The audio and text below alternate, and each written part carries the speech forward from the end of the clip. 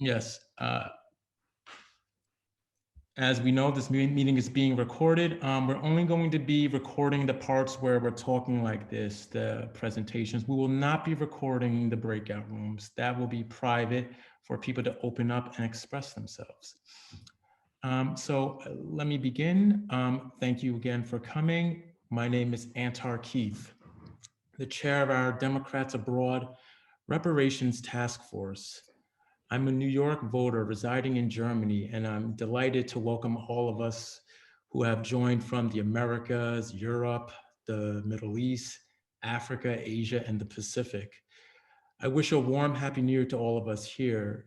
If you have a technical question, please enter it in the chat, and our technical assistant, Karen Frankenstein, will help you. And before we continue, I want to thank everyone for joining us in this special event. If you would like to request a safe space during our breakout session, please send a PM to Karen. The demand for reparative justice has existed for nearly as long as our country. This particular call for justice indeed began with the original sin of our nation, slavery. However, it did not end there. The system of slavery ultimately capitalized off the labor and suffering of others, and like crude alchemy, converted human pain and toil into the economic, cultural, and militaristic hegemon that is America. But it did not end there. Jim Crow further calcified the positionality of white America vis-a-vis the descendants of slaves through laws, policies, outright terrorism, and a policy of strategic exclusion known as redlining. But it did not end there. These precedents set into motion modern disparities in economics, law, employment, finance, property ownership, healthcare, education, incarceration, and voting rights, which have continued to wreak havoc on Black Americans to this very day. Far from existing in a vacuum, these disparities draw a direct continuum to past federal, state, and local governmental policies. Americans of all backgrounds working together, however, can begin reversing these disparities through reparative justice and legislation. We can and we must join this fight, as freedom can no longer wait. Black lives can no longer wait. Our democracy can no longer wait. Our task force, which has existed since July 10th, 2021, when the entire Democrats Abroad global executive body enacted it through unanimous consent. Since our enactment, we've been committed to reversing racial disparities through support of all local, state, and federal reparations legislation. This fight is essential because Black voters are bleeding from the Democratic Party. In the last presidential election alone, Trump received over 12% of the Black male vote, the highest count for a Republican since Nixon. Unless the Democratic Party provides real policies and real action, what began as an anomaly in the 2020 Black vote will soon become a trend.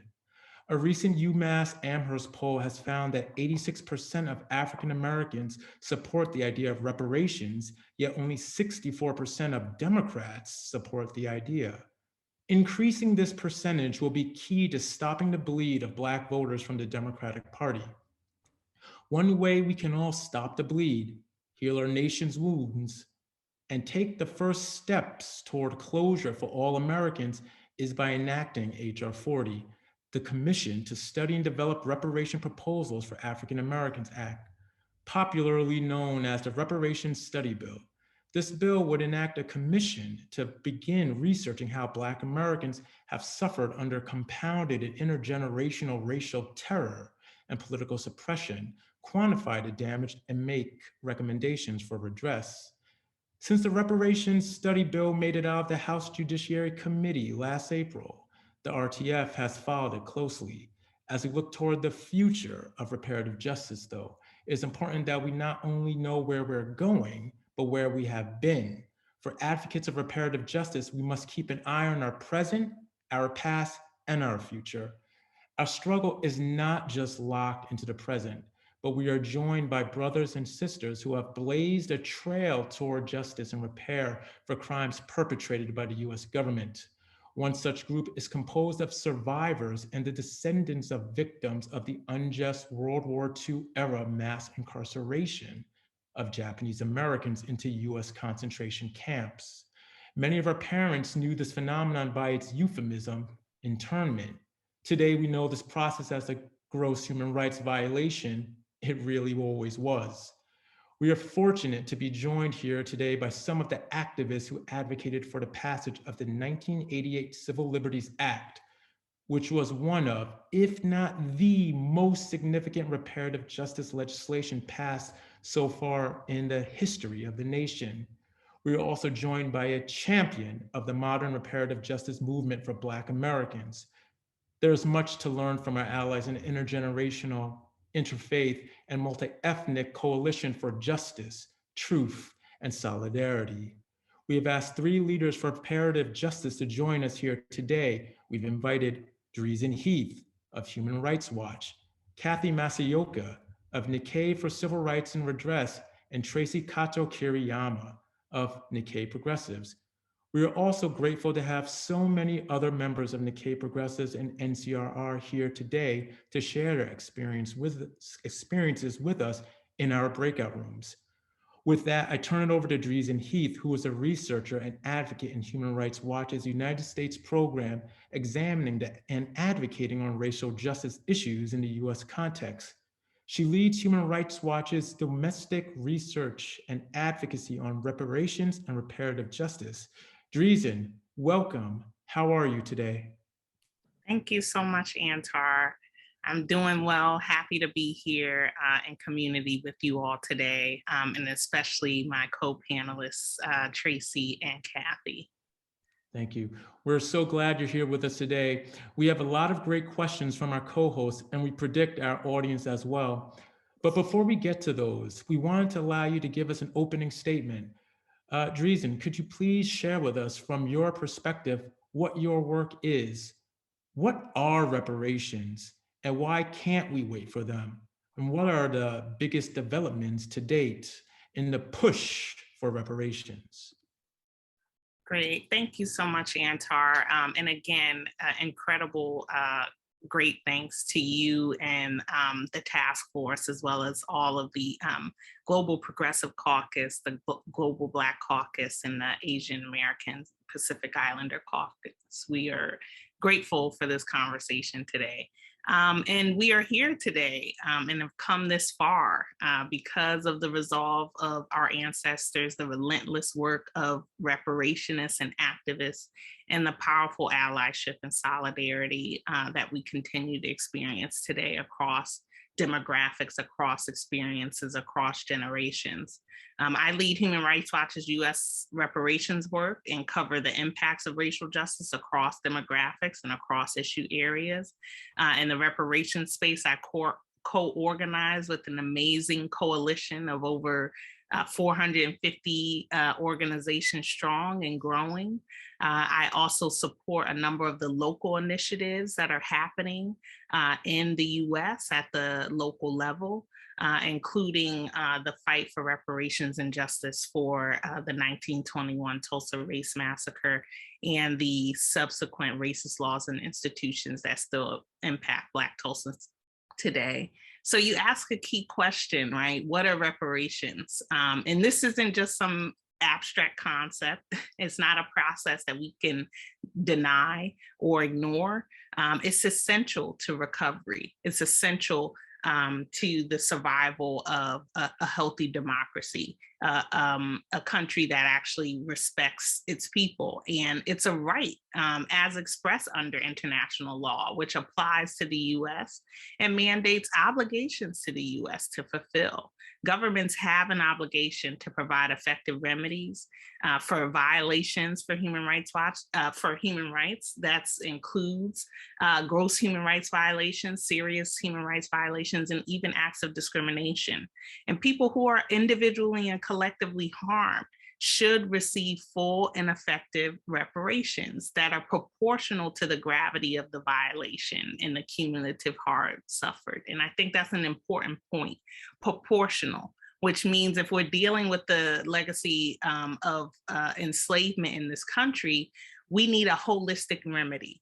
We don't just need compensation. We also know that there are economic, in addition to economic damages, there are psychological, political, and other social damages that need remedy, that need repair.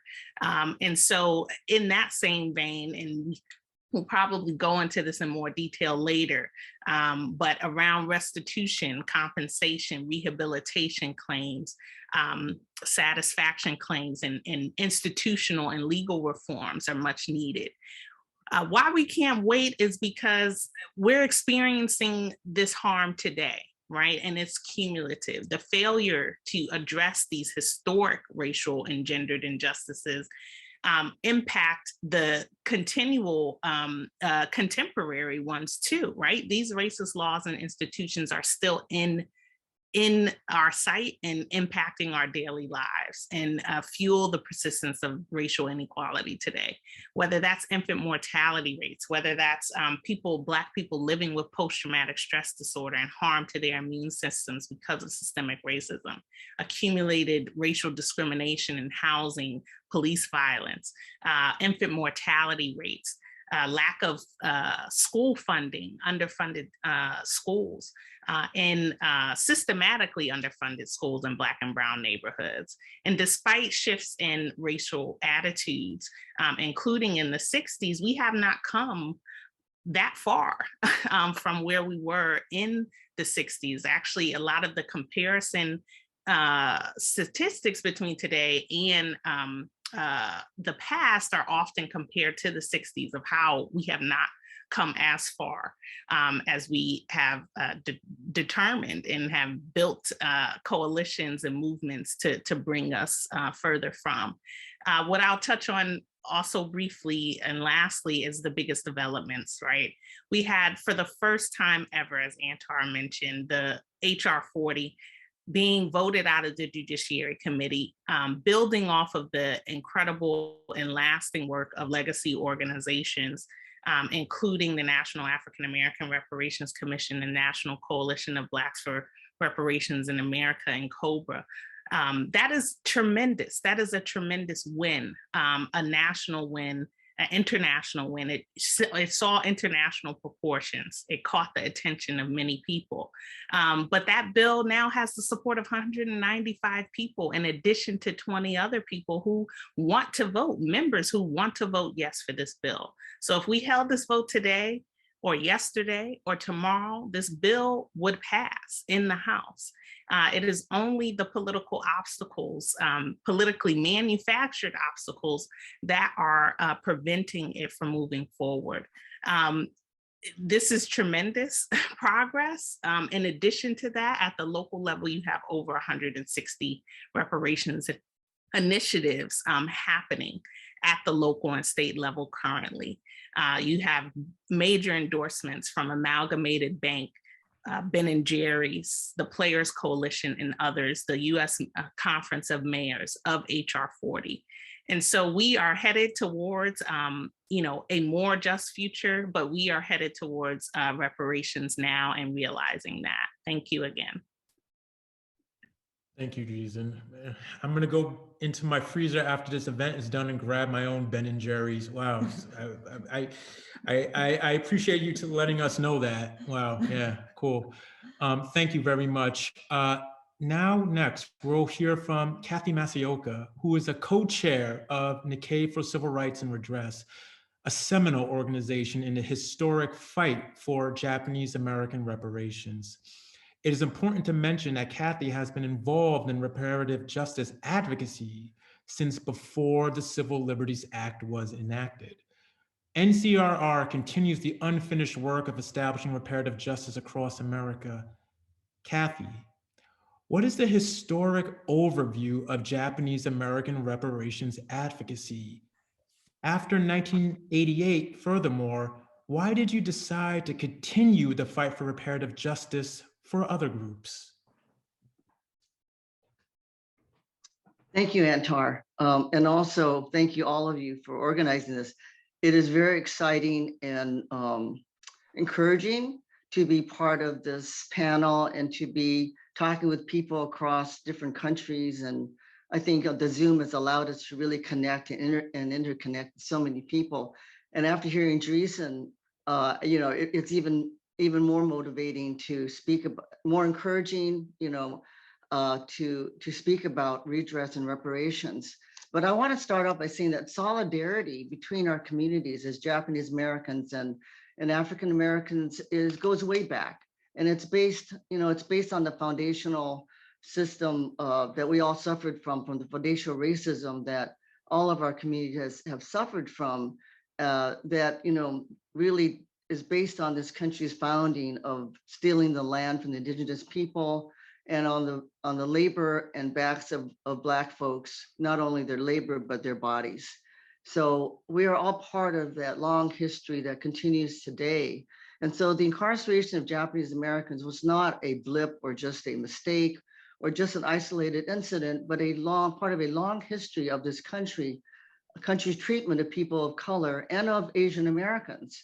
So we go back before 1942 to 1882 with the Chinese Exclusion Act and the continuous series of laws that prevented people from becoming citizens, owning land, marrying other people, and finally coming to this country. So the message was very clear. You're not welcome here. You're only wanted here for your labor.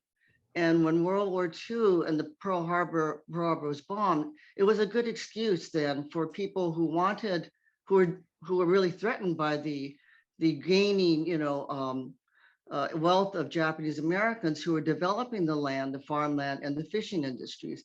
It was an opportunity for them to say, you know what, we're threatened by this. We want that land. We want the gains of these people. We don't want them here.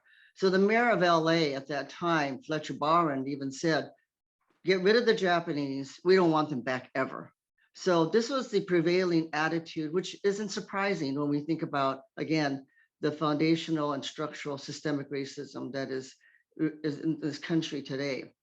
But I also want to say that we have also a long history of solidarity and working together, which goes back to our first generation who came here, who fought the alien land laws, and with the support of California Eagle and other African-American organizations and spokespeople, and gained support from folks like Paul Robeson to speak out against the camps during World War II and chapters of the NAACP and other artists who spoke out against the camps. And that continued throughout. And for myself as a third generation Japanese American born after the camps, who didn't even really know that my parents were in camps or their families. And I think this is, again, the way that our history is kept from us, both the history of racism, but also the history of struggle and of solidarity. So I've learned all this really recently about our solidarity way back from our first generation. But for myself, experiencing firsthand, not only witnessing, as a teenager, the Civil Rights Movement and the leadership and courage of the Black community in fighting for our democratic rights and civil rights, opening up the doors, fighting segregation in schools and employment and housing, and giving us those opportunities as people of color.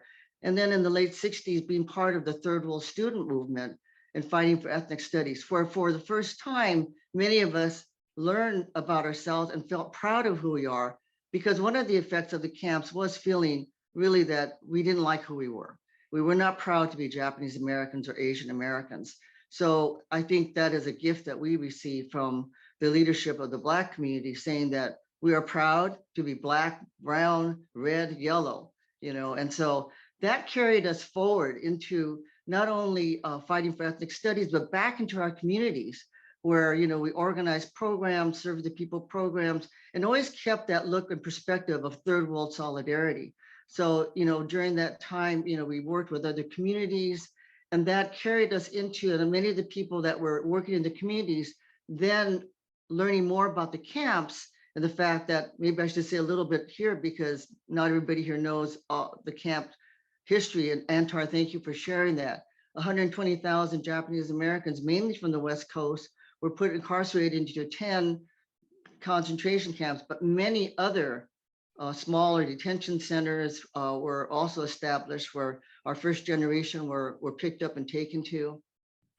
And there was also a camp in Crystal City where many people could study this later, but Japanese Latin Americans were kidnapped and taken to camps in the United States, as well as in Alaska and other places where people were incarcerated. So there's a lot of history to unpack that I won't go into now, but you can certainly study that more. But that's the basic outline, and everything was, people lost everything. They had, some had only 48 hours to pack up and get out of places like Terminal Island and places like that.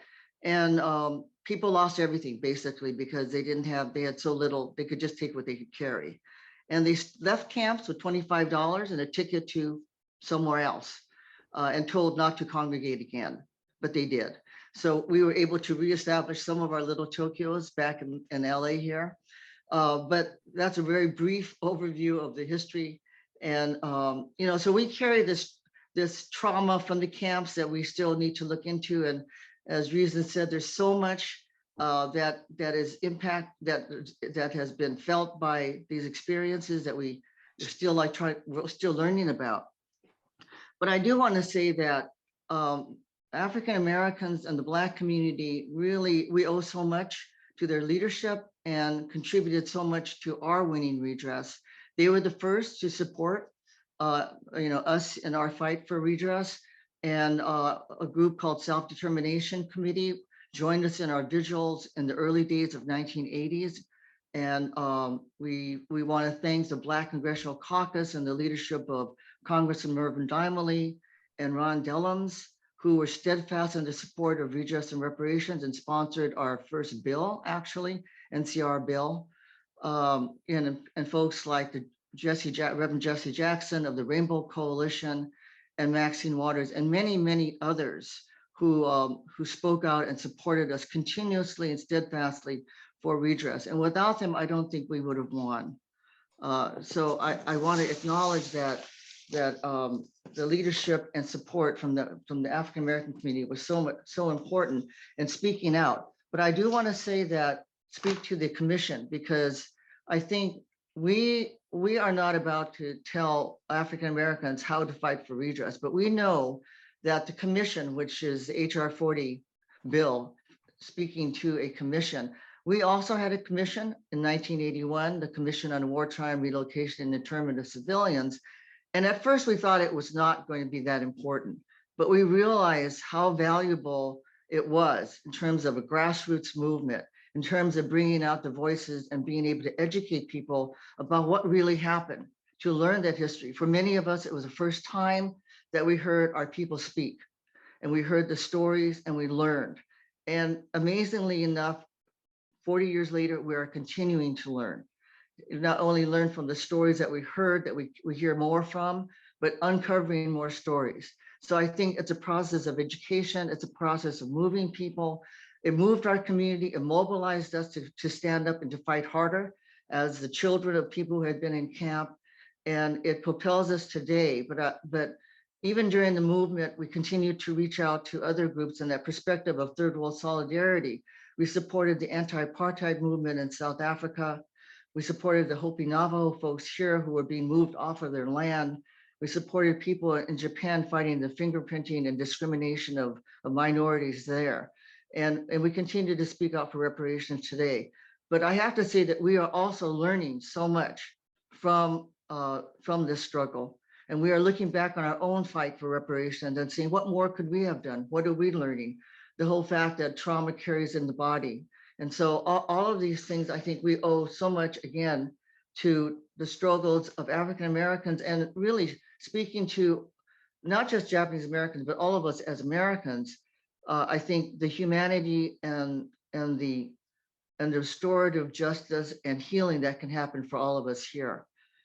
So I know that was kind of jumbled, but I'm going to pass it on and pass it back to you, Antar. Thank you. Thank you so much, Kathy. It is a wild journey. Just listening to this experience and how essentially trying to seek justice for trauma and harm visited upon your own people actually allows you to see the harm visited upon others and to also have the same impetus to do something about it. And it becomes a limitless march towards justice. Thank you so much. Next, we're going to hear from Tracy Kato Kiriyama, a writer, performer, and community organizer with Nikkei Progressives. Nikkei Progressives is an activist group of Japanese Americans pushing for progressive change, policies, and legislation at all levels. The passage of HR 40 is central to this goal. One generation later, Tracy, what has the impact of truth and reconciliation been in your life? And what lessons has NP and NCRR taken from the Japanese American struggle to this new reparation struggle? And to what extent are new, modernized, and different methods called for? Thank you so much, Antar. So good morning, good afternoon, good evening, everybody. It's really a true honor to be here. First of all, I also want to say hi, Dreisen. Hi, Kathy. Hi, Antar. Thank you so much. Antar is awesome to, this is exactly, I think, the thing that we want to do is, we just met you in November on our Day of Action, which was part of a week of action. And it was a small but mighty group that we had throughout the day. And yet we built relationships from that moment and continued the conversation. So I just want to acknowledge that to me is a sign of action, of growth and relationship building that is so important to this work. I kind of want to talk about those two words, truth and reconciliation.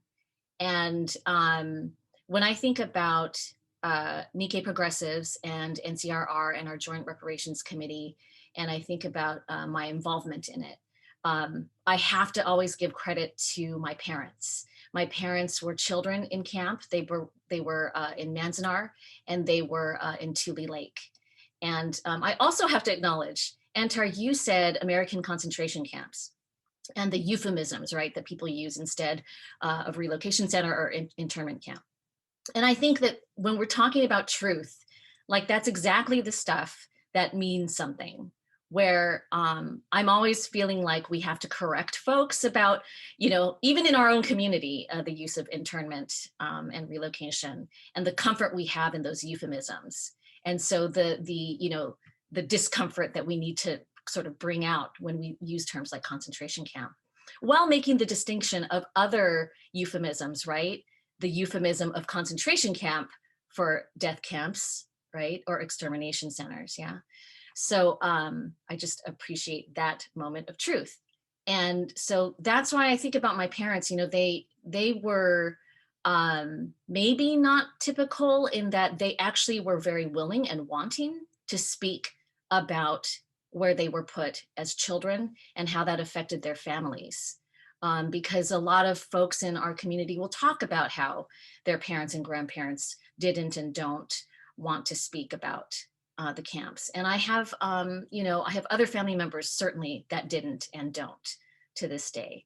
But I was very lucky in that my parents taught me from a really young age that the truth, so to speak, or our truths, our collective truths, our interconnected truths, would not be taught to me in my textbooks at school. They were both public school teachers telling me that I was not going to learn a lot of what I needed to know about my history and our collective history at school, right? So they would take me to meetings and conferences to talk about these things. They would take me to the pilgrimage to Manzanar, which I invite everybody here to. It's going to be virtual again this year, which makes it accessible to this group. It's the last Saturday of April of every year. And so there's going to be lots of programming that day, and we can connect more on that, of course. But, so I think that idea of truth was instilled in me very, very early. And so I was just really lucky, right, to think about the things that were hidden.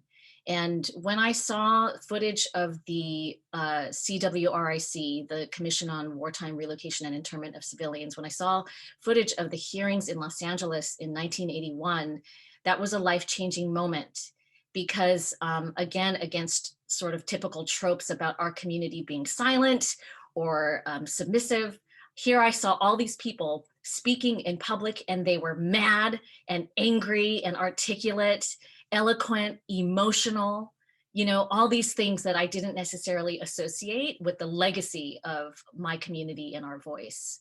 And so that really opened me up to understanding not only our struggles, but the ways they were interconnected with the ways of the workings of this country, right?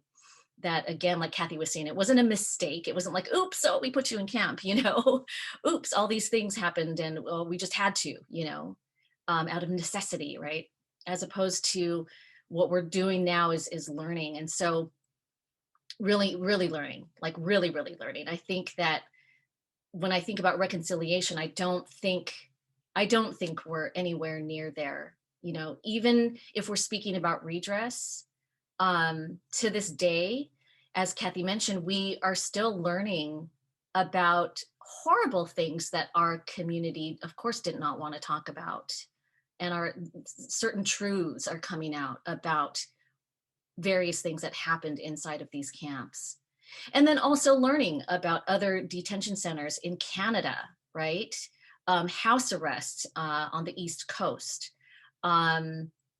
You know, even a camp in Hawaii. I was always told that nobody in Hawaii suffered from the same things, but there was a camp and there were people that were put on house arrest and there were people that were taken away from their families. And so, you know, I think when I think about reconciliation, I just think about reckoning. And Dreisen and I talk about this a lot, right? That there is no repair until there's reckoning, right? There is no reconciliation without reckoning. And I think we are still in this huge moment of reckoning. And thus, every single form of reparations work, the movement, bills, initiatives, municipalities, right, states, all local institutions, educational institutions, corporations, starting to be in this mode of reckoning. And so the reconciliation is to come. And I think that there's a lot we can do in terms of, you know, to your question of to what extent are different methods called for. I think that's a really interesting one that we're still all trying to grapple with. Even in strategies towards getting a vote on HR 40, right? Is this, do we keep going in this same mode? And I know for me and Kathy and for our committees here, you know, we're just always trying to think about how can we be supportive based upon any amount of experience. And then at a certain point, just our gumption to be a part of this movement, right? And so to really listen and to heed the calls of folks who are leading, like Dreisen, like NCROPA, like NARC, right? Like all the groups that are like really leading and thinking about what next steps or what pivots need to be made. So thank you so much. I'm excited to continue the conversation and want to pass it back to you. Thank you. Thank you so much for that, Tracy. Now, hold on, I'm just making myself found here. Okay, so Dreisen, would you like to follow up on what Kathy and Tracy have shared with us? I'll try to be brief because my friends are so profoundly insightful and reflective. And it really speaks to how this is about the present day, right? History is the present day. We have not expelled these experiences. If only, you know, we continue to experience them because there hasn't been adequate repair. There, again, is no way, as Tracy spoke to, there's no way to get to equity. There's no way to get to this North Star of reconciliation if we do not actually repair the damage, both past and present. I am just, you know, reflecting on the moment we're in now, the most monumentous, you know, time in recent, you know, in the modern reparations movement history, right? We know, you know, ever since the 1780s, when Belinda Royale was petitioning in Massachusetts to get her reparations claims realized, all the way till today. This has been centuries in the making. And it really was the passage of the 1988 Civil Liberties Act that brought a new sense of hope to Black people in the US. Like maybe the country is ready.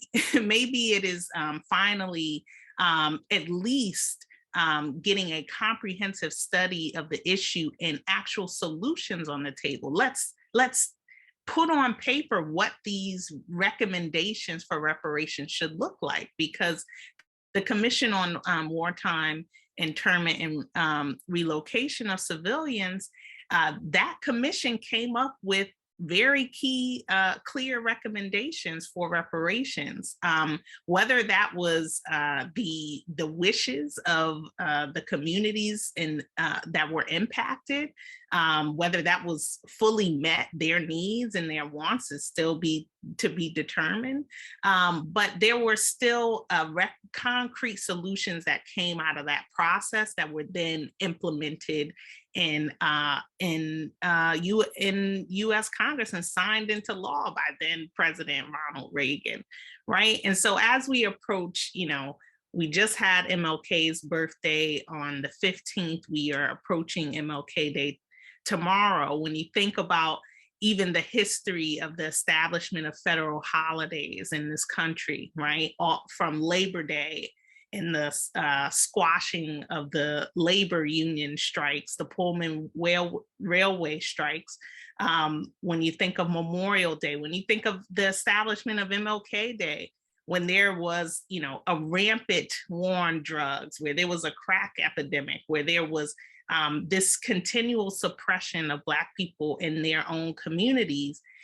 And then, but let's pass the symbolic measure to somehow present this facade that, America is unified, that we actually care about the legacy of King, that we acknowledge that imperialism, capitalism, and the suppression and marginalized opportunities are interconnected.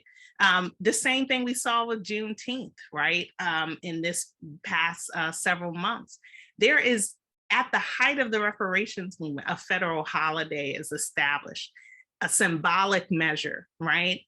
The material conditions of Black people need to change. And that can only happen with we're not just saying put another study on the table, right? We are saying there needs to be a full diagnosis of the experiences and the harms that are being experienced, so that there can be an adequate, proportional, and full set of repair to match that. And we shouldn't limit the possibilities, right?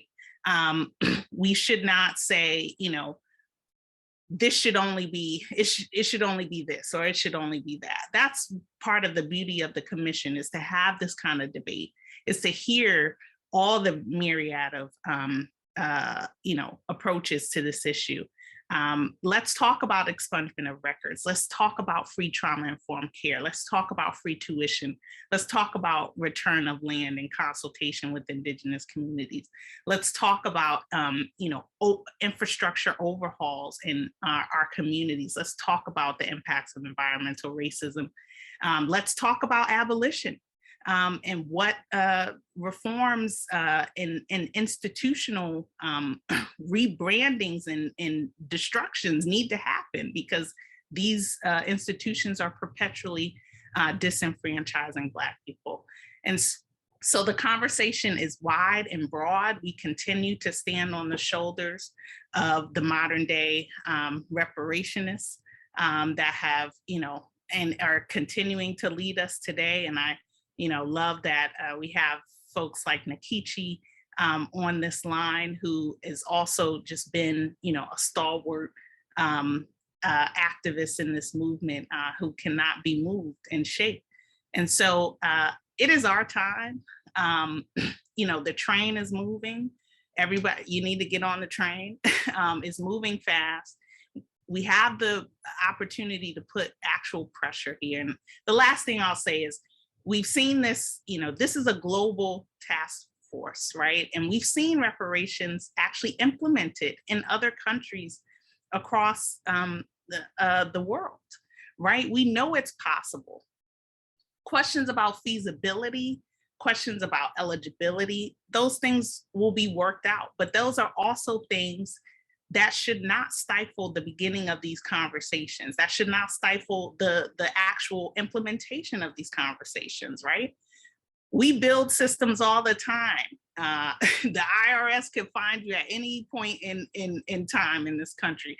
And if you think we can't build a database of people that have been impacted by the harms of the legacy of enslavement and identify those people and, be able, feasibility wise, questions of how do we pay for this? Well, HR 40 is not dealing with that. HR 40 is dealing with the harms and the experiences and what appropriate recommendations are necessary. But even these questions about how do we pay, right? When we just authorized a $768 billion National Defense Authorization Act request, when we just paid $300 million every day for the last 2 decades for the Afghanistan war.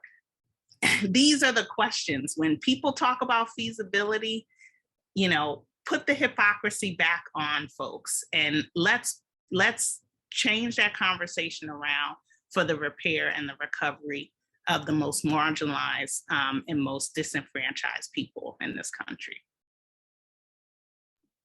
Thank you so much, Dreisen, for that. I was nodding my head to every single point you were making. Thank you so much. Wow.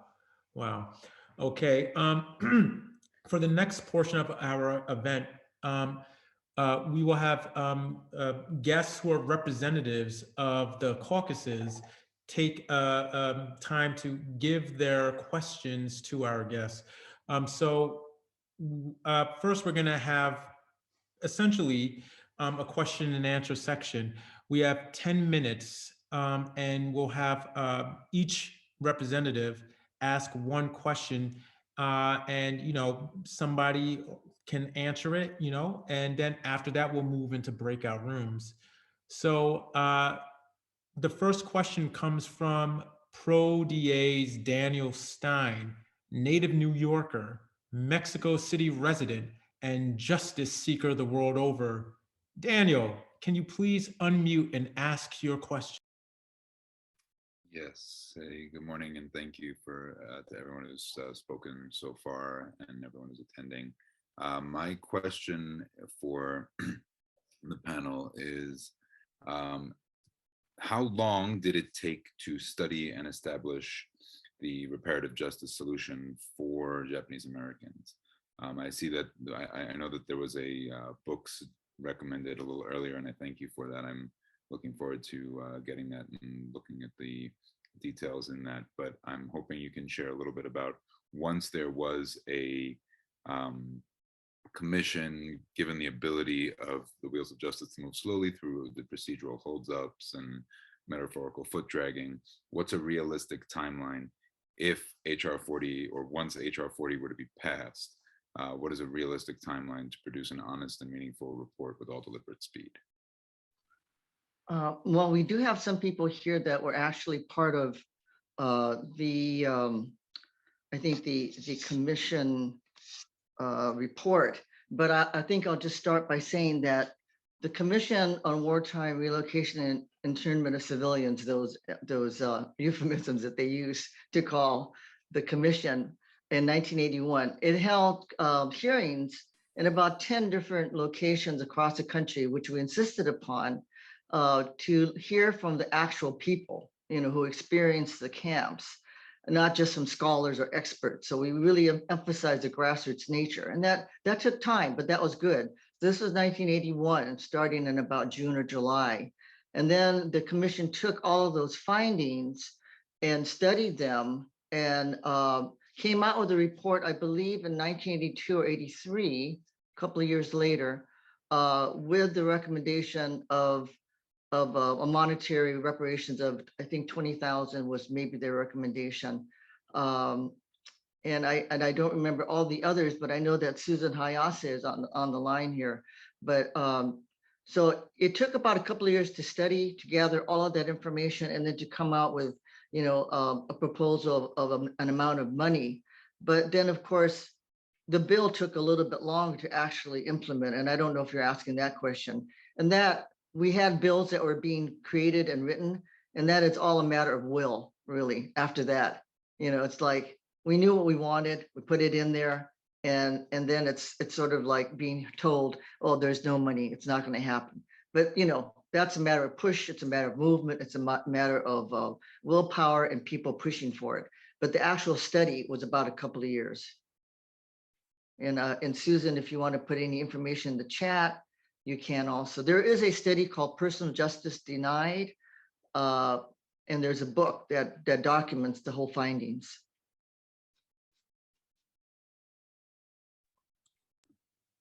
And if I could just add on the HR 40 side of things, you know, the commission would have 18 months to produce a comprehensive report.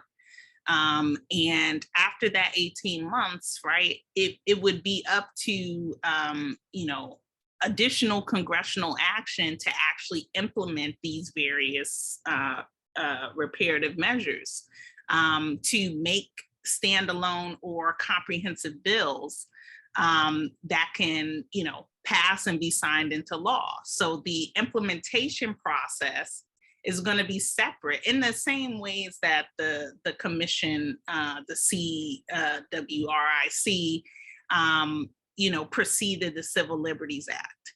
So I also want to parse that out with, you know, it's going to take a longer time with more recommendations, right? We're not just talking about one or two recommendations here. I hope there's hundreds, because that's exactly what we're dealing with when you look at the distinct federal harms that have been inflicted over centuries. Each and every one of those harms need its own separate remedy. And so it's going to be up to that commission to determine what that looks like.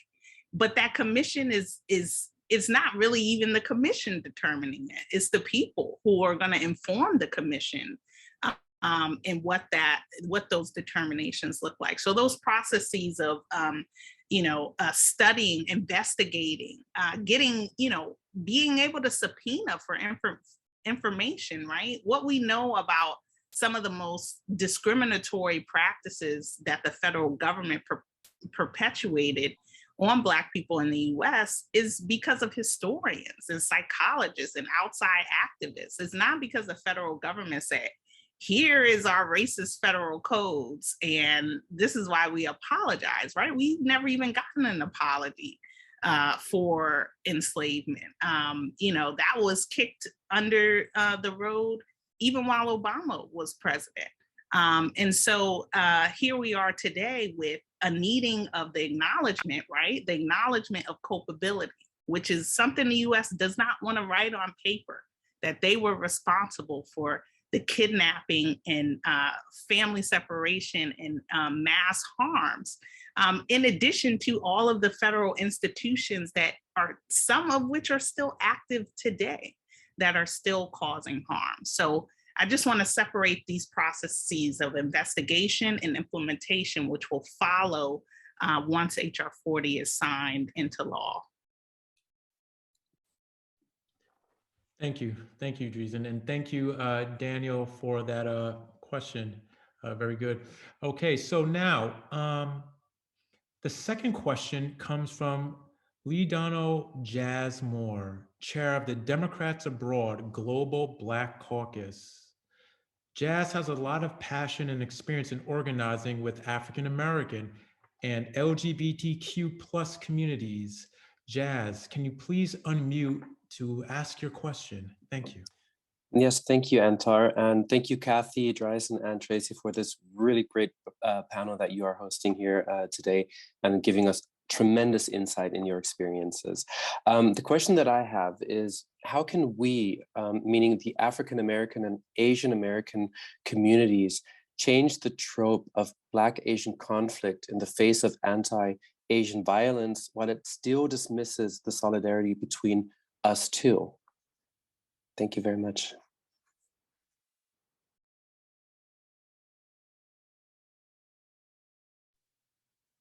Thank you, Jazz. Thanks so much for that question. Yeah, I'm always sort of perplexed by this growing trope of Black Asian conflict. I think even folks naming that and saying that, it's perplexing in that I think folks maybe don't have access to education around our joint struggle, our history of joint struggle.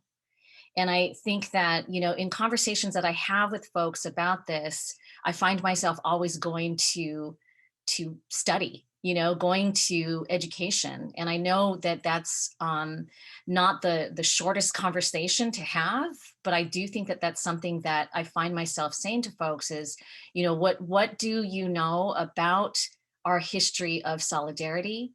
What do you know about our history of, as Asian Americans, you know, getting educated by and getting inspiration from, getting partnership with, comradeship with, and solidarity from other communities of color, right? And I think that we have to talk about our joint struggles, present, and our joint work, our liberation work together, like the history of it.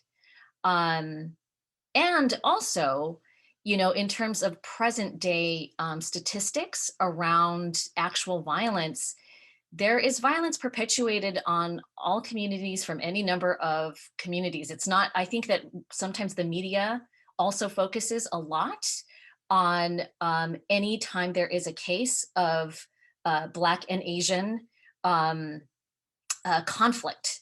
And never do we hear in the media about our work together, right?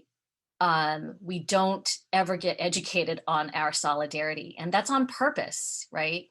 And so I think it goes back to that whole like model minority myth, the beginnings of that, right? The tropes of that. It started from way back when in the 60s, right? With the establishment of those kinds of terms, and as a way to really, again, try to focus on ways to divide our communities and never take a look at the larger power structures, right, that are at work at denying our histories, denying our current situations of struggle, and trying to put us in these boxes that serves to only just draw us apart because we see disparity, right? And Kathy, I think you want to add on to that, yeah?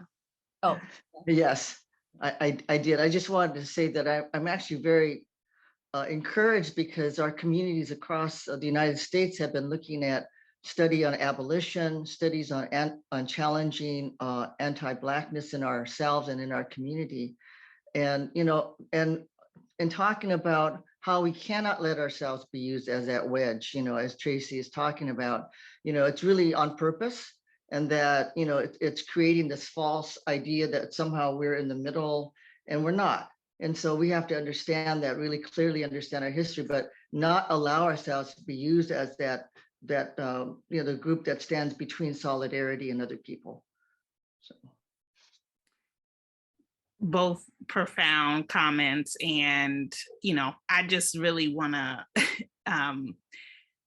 The media is, you know, is also an actor in maintaining white supremacy structures, and that has just infiltrated, you know, cultural conversations, and the way people look at each other on the street day to day, the way people exist in their neighborhoods, all perceptions, right? Not even based off of actual interactions and actual studying. And I just want to emphasize, you know, we have mountains of oppression to move. If we don't move collectively, how else are we going to get it done? You know, we both in the Japanese American community, but the Asian American community more broadly, and the Black community, we share that, you know, systemic racism and white supremacy are enemies. That's a common enemy. If you point to even the reparations struggle and the reparations movement work that is happening today, that is a literal life example of dispelling this trope. So I would implore people to, point to what is happening now in the following the murders of several Black people in the U.S. by police. There is often Asian American and Black solidarity in those spaces. I remember even in college, when you talk about the fights of ethnic studies, didn't just stop in the 60s, right? When I was in college, we were doing the same thing.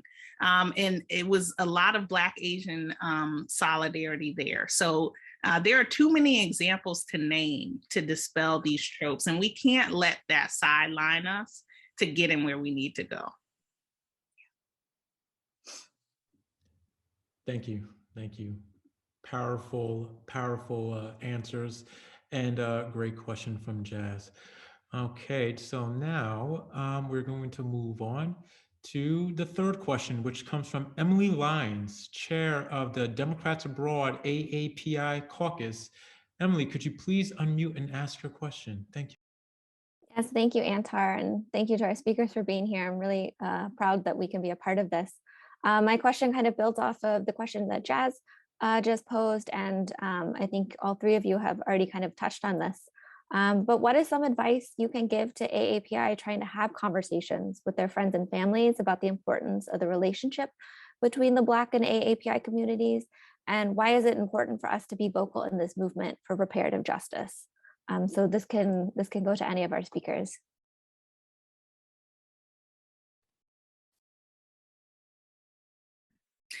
I would just say, just briefly, solidarity work is what gets us to our goals. Like, nothing has ever happened in the US for marginalized communities that was not supported by other communities impacted by those struggles, but not necessarily, the injured community.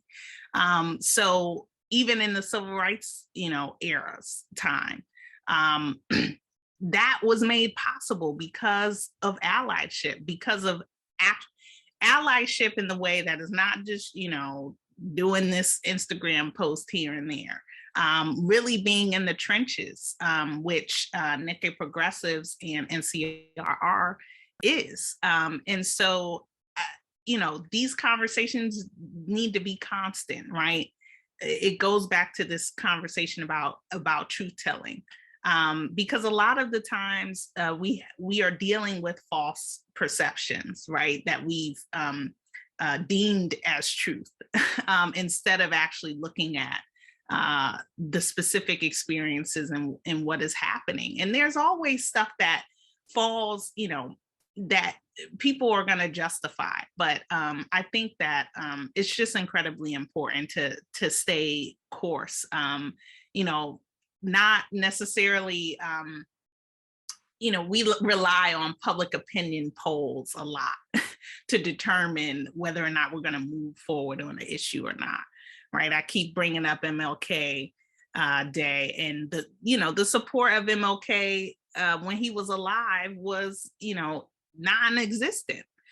Most people didn't support what he was doing. You could put that poll on any other Black civil rights leader, human rights activist of our time. That doesn't, and we look at today where we look at polls polling white Americans about whether they support reparations or not. Normally those polls are skewed and only talk about financial compensation as a repair mechanism. But, it's also a question of, why do we need the approval of white Americans to move forward with the repair process that will collectively benefit us all, but is directly impacting the people that have been disenfranchised systematically. So all of these connections, right, we have experienced together in very unique ways. And I think it just goes back to kind of those examples that were named earlier around, these are actual family separation cases in both communities that we've experienced, right? The existence of concentration camps, while we can, make the distinctions of how they existed in Germany and other places, right? Let's also not forget that Hitler, was inspired by Jim Crow segregation and Jim Crow laws prior to establishing those death camps, right? Let's not forget that in the 1800s and in the 1900s, in several race massacres that impacted Black people, that impacted Chinese people in this country, that impacted Mexicans in this country, resulted in concentration camps. So this is a very American thing to do, to exclude, to continually and systematically disenfranchise. And those are the conversations that, I think we should be continually leaning into and, not shying away from when we're talking about Asian Black solidarity. I think we just need to package Dreisen and have these conversations and listening to what she has to say. I think really she has really covered quite a bit of it, and it's a continuing education. I think if people really understood the history, and they would see that, one is that reparations is as we like to say, long overdue. It is owed, and it is possible from our own experience. So, I think a lot of times people say, oh, well, yeah, that happened, but it's too long ago. No, it happened, it's continuing, and it is owed today, and it's possible to do. So, and we're in that process too of struggling to have those conversations and education in our communities here as well. And the only thing I'd want to add to all of those great comments is, I think if you're contemplating this idea or this question of how to have conversations with family and friends, it starts obviously then with you. And I would encourage every single person to write a letter, just as a practice, as a part of process, right? For yourself, start to write a letter to your family, to the closest people you are to, who you don't talk about these issues with, who you don't talk about history with, and start to write why it's important to you. And in writing that letter, you'll probably find yourself wanting to read more, do some research to sort of quantify your arguments and your angle. But I think it'll always come around to that idea of the personal is political, the political is personal, and why it's important to you based upon the work that you do, based upon the relationships that you have, based upon the relationships that you're building, and why it matters to you. And I think that speaks volumes. I know that in earlier conversations with my mom, I found myself asking her to read certain things, to watch certain things, because as much as she is supportive of the general idea of reparations now for Black folks globally, I think her brain went right to what Dreisen spoke about earlier, went right to implementation, right? The how. And it's like, wait, we're not at the how yet. We're at the study. We're at the study moment, right? And so what do we all need to study and understand more in order to just talk on a human level about the ways in which folks are affected and have been affected, right? And are still being affected today. You know what I mean? So I guess I encourage a writing exercise for you, all of you. All of us. Thank you. Thank you, Emily, and thank you everybody for responding in such an insightful way. Okay, so now what we're going to do is we're going to move into breakout rooms led by our moderators. So please feel free to continue the conversation about reparations within the rooms. After 10 minutes, we will return and the moderator will relay your room's findings to the group. So for the first question, for our 2 breakout room sessions, question number 1, what obstacles, persistent views, or political officials still stand in the way of achieving reparative justice in America, and why? think about this question and try to think of possible obstacles that exist to establishing reparative justice for Black Americans today. So, Karen, you'll be able to break us up into there, spoke too soon. There it is. All righty. So I'll see you guys on the other side, and then in 10 minutes we'll return. Thank you. All right. Okay. So thank you, everybody. Now, what I want to do is I just want the moderators to discuss the findings in each of the breakout rooms. So what I can do is I can start with my own. You know, in my breakout room, some of the things we discussed were what people say, some of the kind of verbal arguments that, you know, implement a certain kind of logic that kind of puts blinders on history or more pervasive systemic incidences and phenomena that require reparative justice.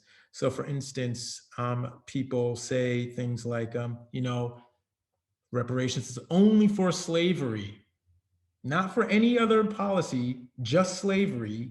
And then of course, the next logical connection is slavery happened so long ago and there were only a few slave owners. So, you know, this belies a certain degree of denial about systemic disparities that are directly resulted from the ongoing trauma started, yes, by slavery, carried further by Jim Crow, and then metastasizing further into modern day discrimination, expressions of white supremacy, structural racism, and disparities. Other oppositional statements involve, you know, timing, for instance, people's families who migrated after the Civil War. You know, those who oppose reparations might say, oh, we weren't here when that happened, so why should we have to pay? Again, you know, missing the point. When people move to a new nation, when they migrate to a new nation, they migrate to its national obligations. That's a part of being a citizen. It's a part of engaging in the civic network, helping this nation become better than it was and is. And then we had one member of our group, Grace, talk about how there's a deep, purposeful miseducation and myth that is projected upon history, and that needs to be reconciled with and reckoned with in a way to kind of make history reflect reality and not a lost cause, perhaps ideology. You know, who else would like to go next? What about Daniel? So I think one of the things that, I mean, there was a lot said, and one of the things that I tried to respond to at the end there was just the idea of how do we, hopefully you can hear me, was the idea of how do we get people to want to be educated? How do we inspire people, encourage people to get educated as we are trying to organize, as we are trying to develop or overcome, I should say, these obstacles that the question asks.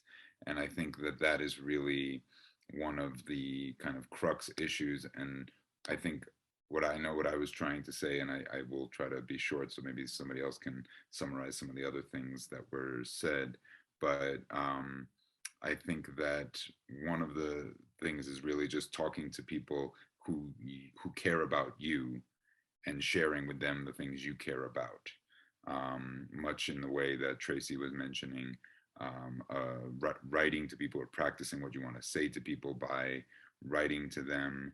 And I think that maybe even a kind of organized, an event we could possibly do would be a group Zoom write-in where we would together practice writing such a letter or such a statement to those who we want to speak to, who we perhaps don't speak to as much about these issues. So I think that's really maybe a possible next event. And I'm a big fan of community or doing this kind of work in community. So I think that's maybe a way to kind of take a next step with us. But I don't know if there's some other comments that people want to share from our group.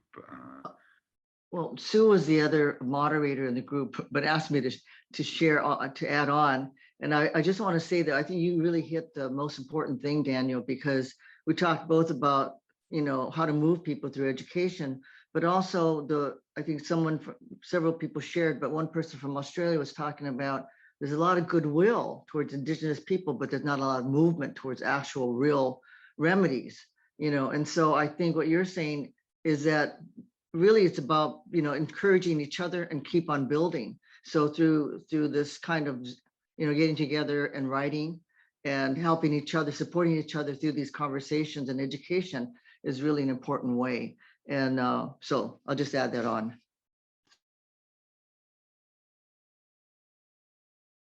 Thank you. Thank you for that. Adrian, what findings did your group share? Yeah, thank you for asking, Antar. We had quite a lively discussion, really sort of lightning round so we could get as many voices heard as possible. So education came up in our group as well. I think that everyone understands that we are all lacking education about American history because there's been a purposeful stymieing of that, to perpetuate, as Nina, who was in our group, says, just the self-mythology of the United States, and to perpetuate this idea of American exceptionalism, which we know is very pervasive in the American culture. And I mean, it's almost could be viewed as a toxic positivity, which is something that people don't speak about very much either. And I do think it's an important concept that people need to understand, because you keep, acting like everything's happy and, we're very having all these kumbaya moments. And I think people really need to get used to being able to talk about difficult things, because the groups that have been mostly affected by or who should be getting reparations are in pain every day. And I think this is a concept that people really don't vocalize, that it is painful. You making a decision to hide in your shame or lack of education about something, it's still harming those of us who are subject to this type of behavior and institutional issues every day.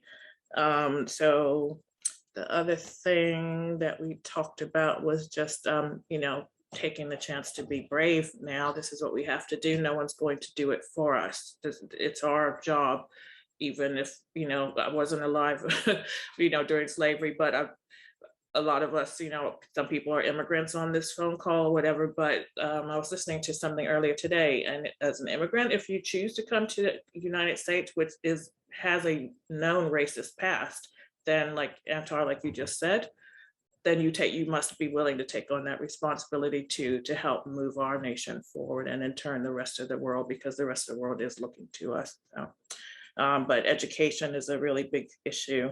And also some people in Congress, who there's widespread support for HR 40. A lot of people signed on it as co-sponsors, but we still have this problem. So voting is, we have to get the numbers out, which means reaching out to people who aren't purely progressives or, Democrats, or people who move between being independents and Republicans or former Democrats or so. So that's in a nutshell what we spoke about.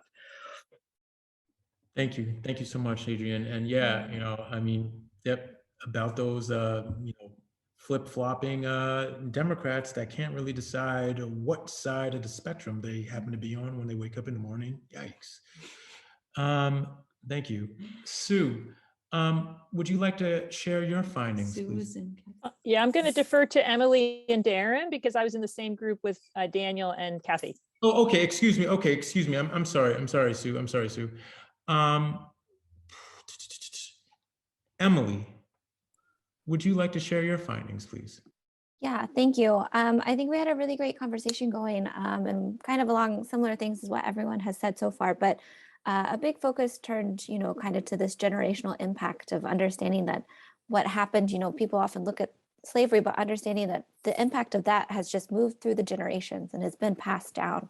And I believe it was Jim who said in a very nice way, the shovel of BS, the shovel of crap that we've been given that's been passed down over and over that we've been dealing with. And Jan used this term of historical harm and understanding that that has just really been passed down and people are still dealing with the impacts of these things. And so understanding that, and that's why this is so important and having these conversations, this movement for this justice.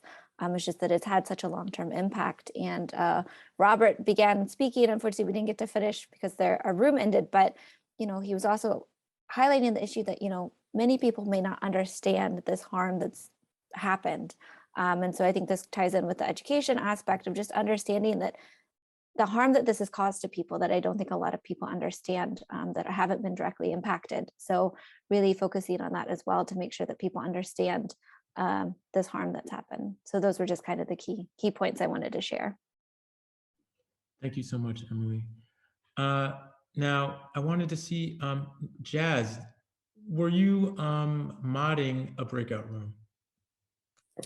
Hi, Antar. Unfortunately, or fortunately, there was nobody that needed the safe space area that you've created there, which is very good and very happy to see that everybody felt welcomed to participate in all of the breakout rooms and feel comfortable here and there.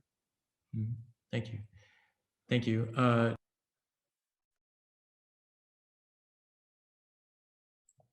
Oh, Antar, you muted yourself. I just wanted to say, I'm sorry, I just wanted to say thank you also, Emily and Jazz. In case I didn't say thank you to you too, Emily, thank you. The first time I said it, I was like muted apparently, so yeah. All right, okay. Now, let's see, who else was a breakout room moderator? Or did we do all the breakout room moderators already? Oh, hi, Anta. This is Sehi.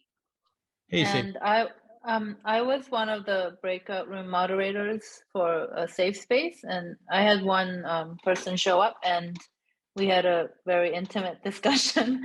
And I think we also agree with a lot of what you said so far. But we talked about how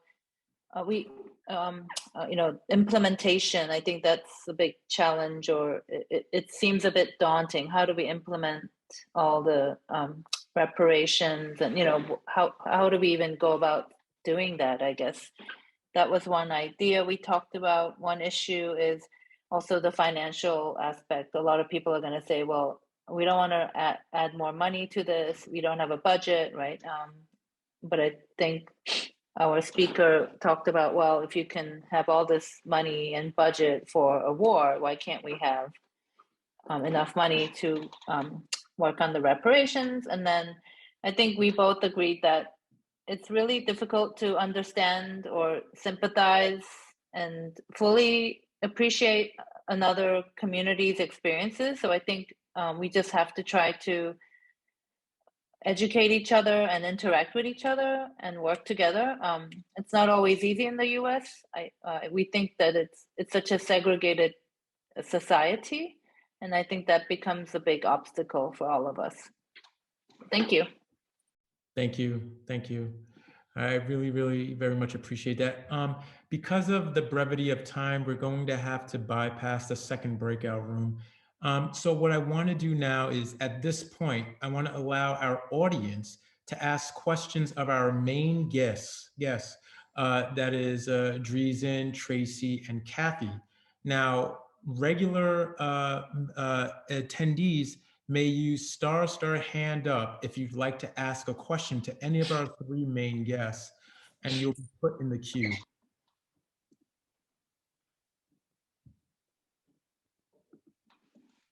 Okay, we have a question from Mr. Bruce Murray. And Bruce doesn't like it when I call him Mr. I keep calling him Mr. I don't know why. And we also have Katie Solon and Dawn. Can somebody do Q in the, I guess I can just do Q. Thank you, Antar. I'll start by saying that it seems as though we're so close to a House vote on HB 40. Are we going to get that done in the first half of 2022? And what do we need to get that done? Yeah, great question, Bruce. We are determined to get it done. We've been determined to get it done. Will House leadership commit to their public promises to advance the bill, right? That's the largest looming question. We are now at 215 people officially that support the bill. If leadership said, you know, and when I say leadership, I mean Speaker Nancy Pelosi, I mean Majority Leader Hoyer, I mean Majority Whip Jim Clyburn. If they, you know, they don't make decisions unilaterally, one leader at a time, they make these joint decisions together. And they need to come to the understanding that actually not voting on HR 40 is going to cost them more, you know, political capital and support, and be detrimental to the communities that they are wanting to turn out for these midterm elections then you know, their excuses, because the arguments, right, and I've seen some of that discussion in the chat, is around the 2022 midterms. And the fears of losing the House, and the fears of this and that. And history will tell you every presidency, right? There's a shift in the midterm congressional chambers.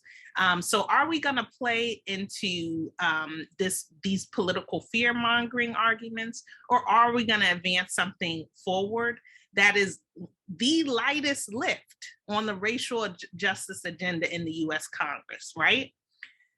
Even when you look at the policing bills, when you even look at Freedom to Vote Act and John Lewis Advancement Act, which is now combined into one bill, which the Senate will be voting on.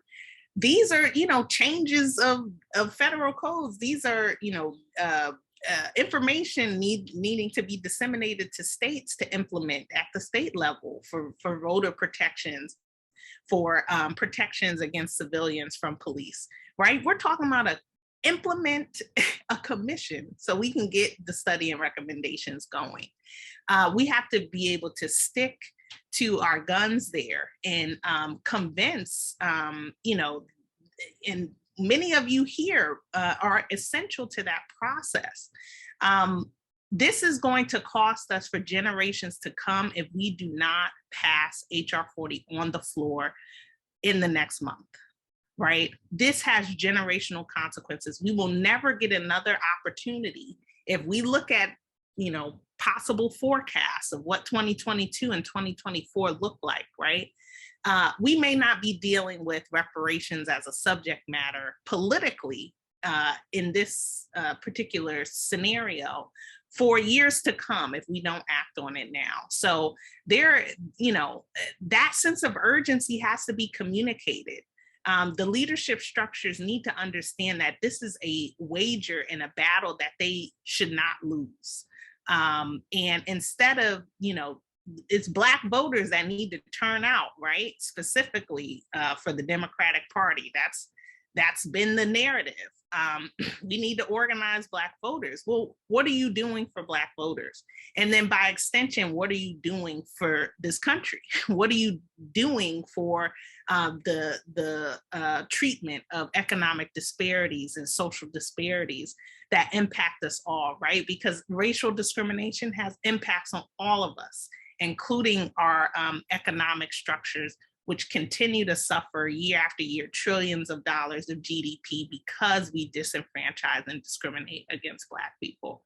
So those are the arguments that need to be, you know, continually pushed. And I'm sorry, I'm a little fired up because I'm just, you know, honestly, it's maddening. It's maddening that there hasn't been a vote already. And not one person can give a real excuse, right, of why it's not moving forward. Not one person in leadership, right? I can go into stories about how we have every month there's a new bar set for us, right? And every month we're reaching historic proportions with this bill. So it needs to happen now, or else there are going to be costs to who shows up and how they show up, because exploitation cannot continue anymore. Powerfully said. Thank you so much for that question and for that answer, Dreisen. Thank you. Next up, we have Katie Solon. And I'm not Mr. Katie Solon, Antar, that's too bad. Thank you, determined and articulate panelists and Antar. I have two questions. One is kind of a follow-up to Bruce's. Passes the House, what happens in the Senate? We know DC statehood, which is connected, has passed in the House, and there are 4 senators standing in the way, we learned last week. Is there only 4 standing in the way in the Senate, or what does it look like if it were to get to the Senate? And therefore, what can we do to help put pressure on senators as well? My second question is about if any of you would comment on what's happening on in East Coast universities, where they're starting to deal with how slavery built their institutions, and they're going about trying to make some reparations. And I'm so happy when I hear about this. So I wondered if any of you would like to comment on either of those questions. Thank you so much. Yeah, sorry to take more airtime here, but I'm going to jump in. And in terms of your questions on the Senate, which I appreciate, right? We're talking about the first Senate bill, reparations bill introduced since Reconstruction, right? So it's incredibly important that we have a Senate companion to HR 40, which has 22 people supporting it.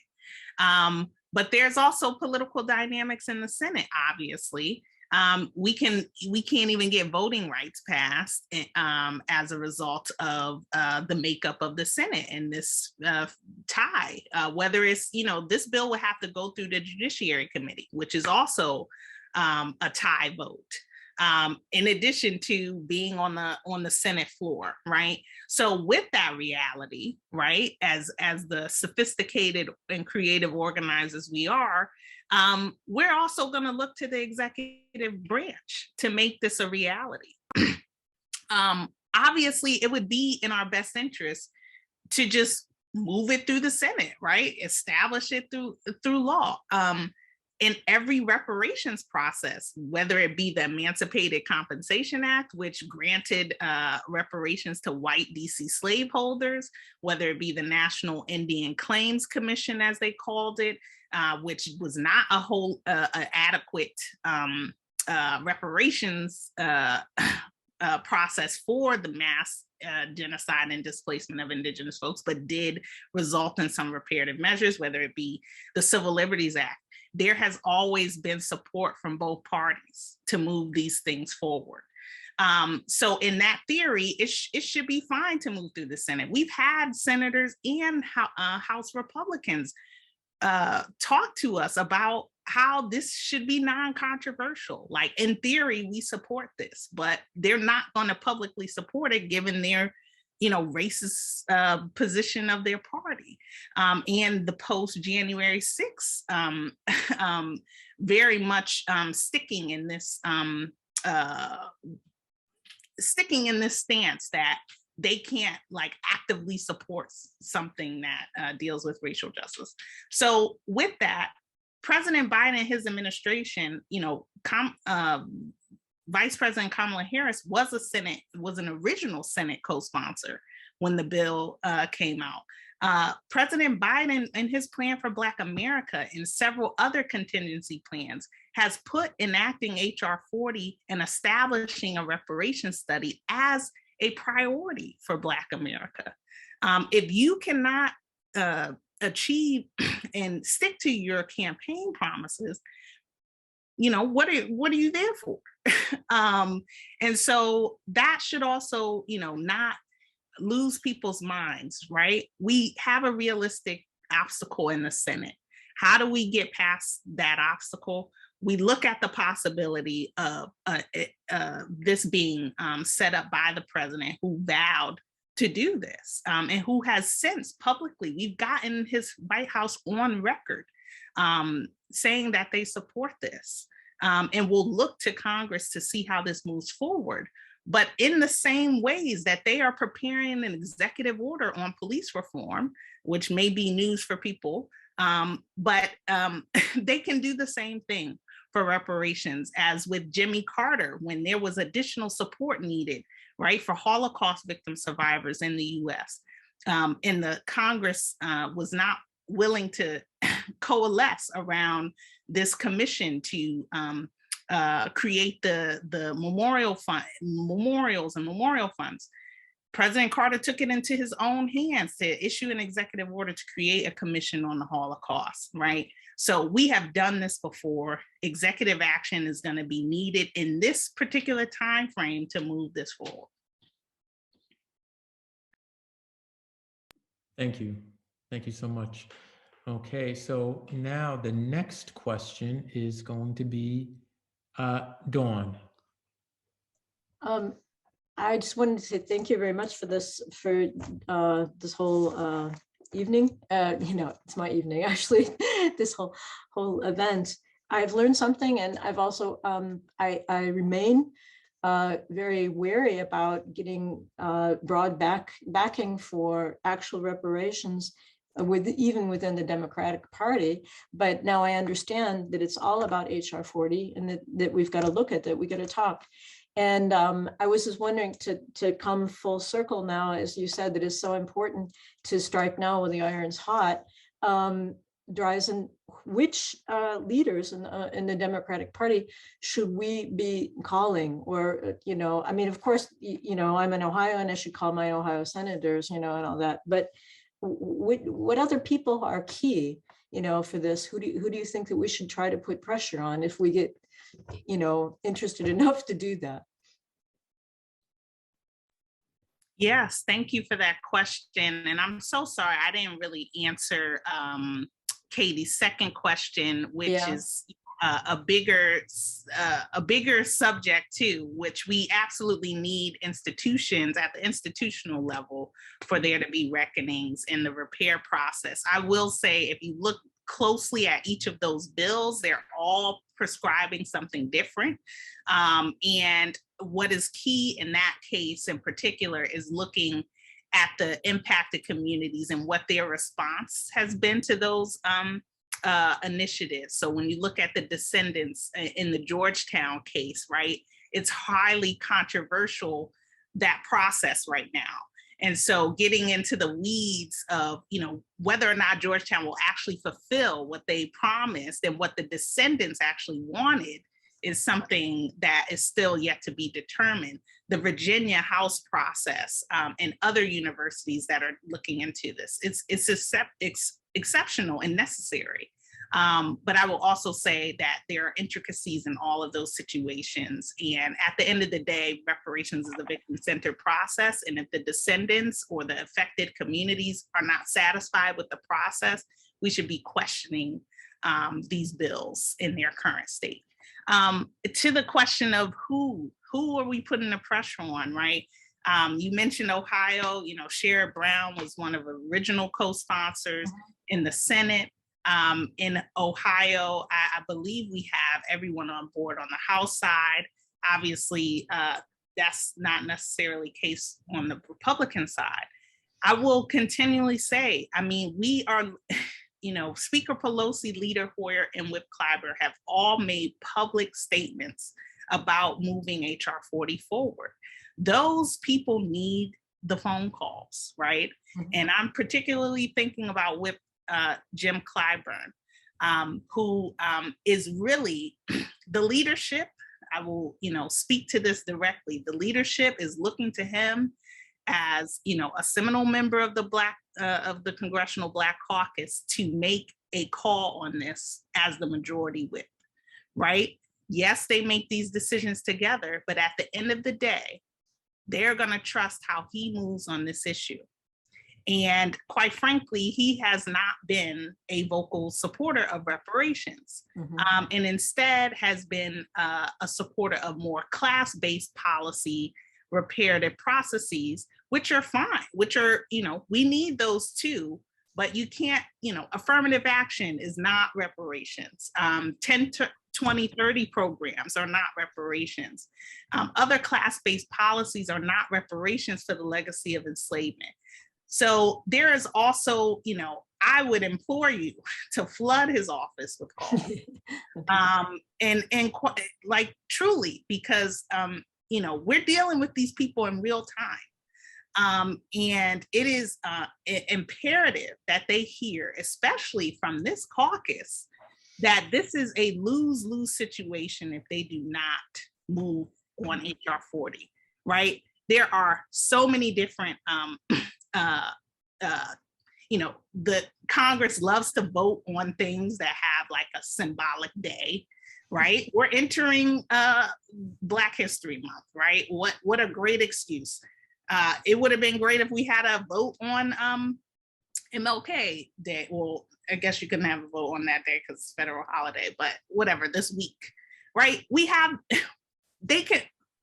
Clyburn can whip the votes in support of this bill if there are any remaining outliers. That is without question.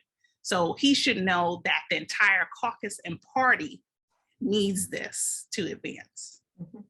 Good. And, Okay, and thank you. Jeffries in the chat, Jeffries is a supporter of this bill. But again, I just spoke to the power that Whip Clyburn holds. I appreciate the suggestion of Jeffries. He is a supporter, but even when they have conversations together, right, he has to back down, because at the end of the day, Clyburn holds that third most powerful seat and is going to be looked at as determining how we actually move this forward. Thank you. Can I just add that, to just amplify Dreisen's point about how powerful it would be for this body to organize more folks in all of your caucuses to make public statements, right? To not only do calls and private letters based upon who you're constituents of, but also, to really do public letters and calls out to Whip Clyburn and the rest of the leadership for that matter. And sometimes it can be in the form of support and like thanks for folks who are already on board as co-sponsors, and but also always naming the people that are left to, like Dreisen says, like Kenneth Henry always reminds us, that it's their job to whip the votes. It's their job to be leaders. So that would be really powerful, right? To hear that they're getting pressure from public pressure from all around the world, that the world is watching them. Well said. Well said. Thank you. All righty. So now there was one more question. There's one more question. I think Sue had her hand up, but she put it down. So the queue is empty, I believe. Okay. If there's no other questions, and last call for questions, if there's no other questions, I want to give and extend a great big thank you to our guests for providing such thought-provoking answers to our membership. We'd now like to give you guys the opportunity to share any closing remarks you'd like to share with us. And if there's any other big takeaways or closing messages you would like to share, please do. Thank you.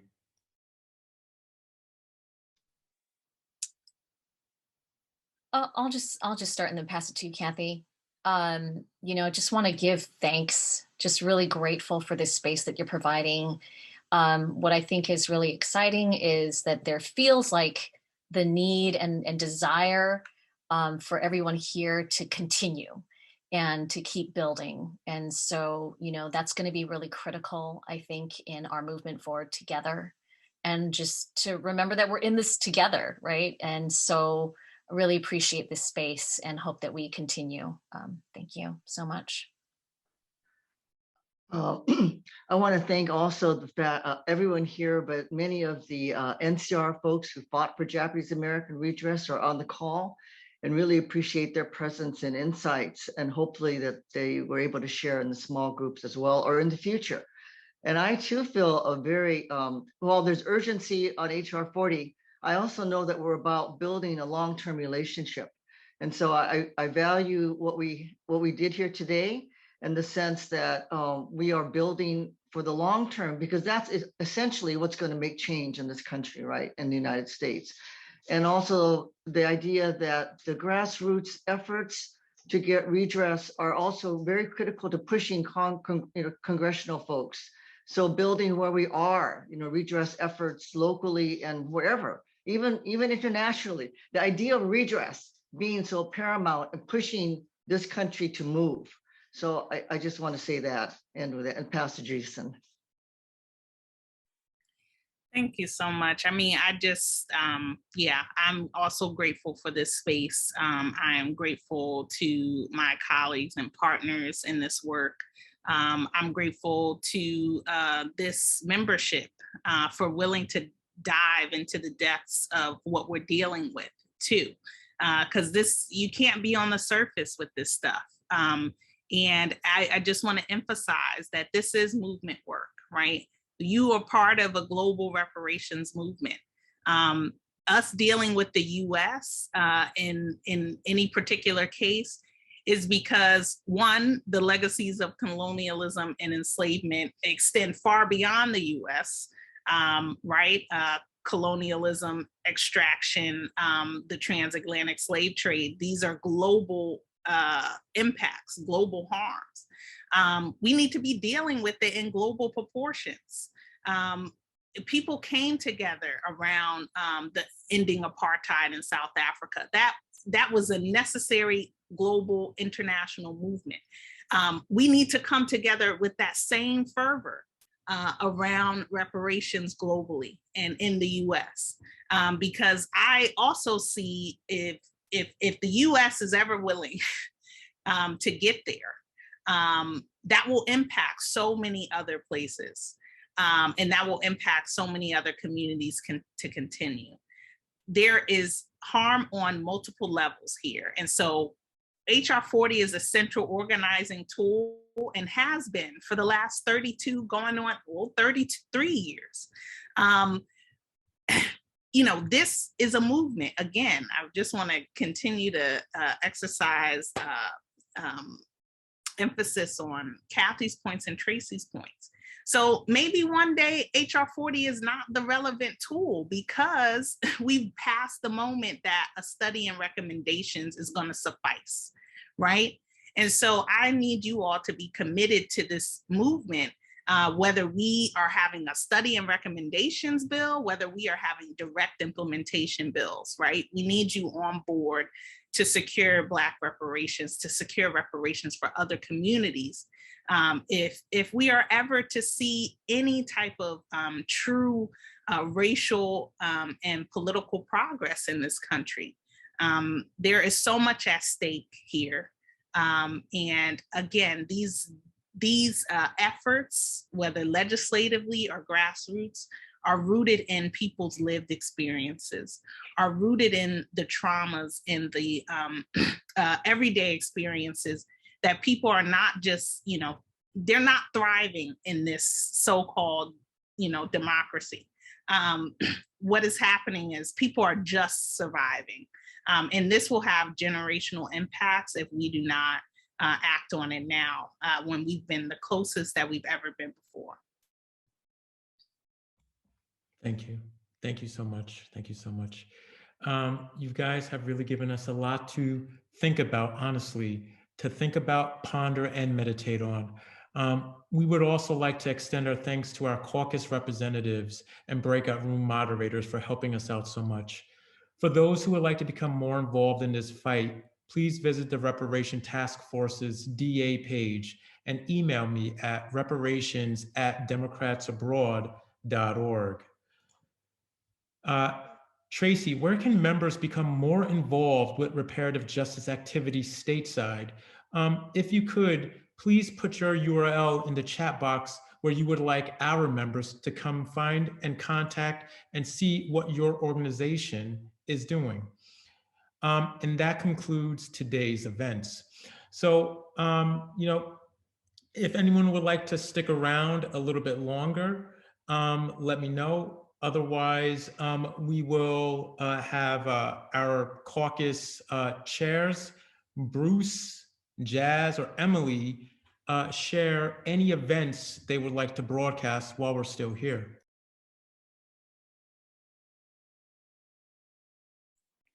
I just threw our link in the chat. I believe Bruce did as well. So again, we will be sending around all of the links that were shared today to everyone that was here. So in case you missed anything, you will get an email.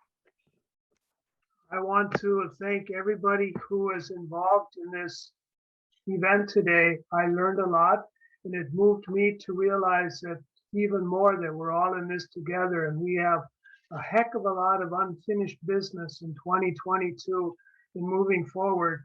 And I encourage everyone here to join our Progressive Caucus next Saturday when we talk more about our unfinished business and what we can do to pass HB 40 and the Build Back Better Act and make progress with voting rights. We want to step up and take action, and hope you'll join us then and at the end of the month when we talk about student loan justice for 45 million US citizens who are shouldered with almost $2 trillion in debt. Thank you very much to everybody again. Thank you so much, Bruce. Yes, and also from on behalf of the Global Black Caucus, thank you very much for this very insightful panel discussion and also very inspiring panel discussion. And I have to say, I'm fired up as well. So I hope everybody who watched is as well.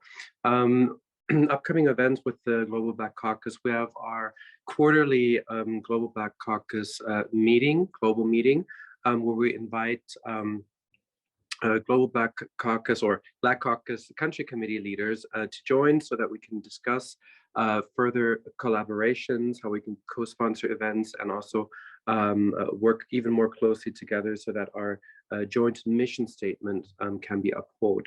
That will be on January 30th. It is on our website. Also, we do like to encourage you to become members of the Global Black Caucus as well, because then you will have the full scope of all of the up and coming events. Up and coming is, of course, Black History Month, and we have a lot planned already and a lot of confirmations. Two highlights that I do want to point out that are not on the website yet, but have been confirmed is February 6th. We will be having Bashir Williams speak on voting rights and why Black votes matter. And also we will be having Congresswoman Knowlton Holmes with us on February 26th, which will be hosted during an AP-friendly time. And the topic again there is DC statehood, because we had a very successful DC statehood panel discussion just previous week. And all of those information will be updated very soon on the Global Black Caucus website. Thank you very much, and Zoom ya Zoom. Thank you, Jazz. Okay, so now with that being said, I think that concludes today's event. I want to thank everybody again for showing up. You know, I'm super fired up, and this is only the beginning of a relationship between our organizations and a movement that is really expanding around the world. So this is the first of, I hope, many more combo, united collaborations, I don't know what you call it, shared power events that we will have. Thank you again. Thank you again, guys. All righty.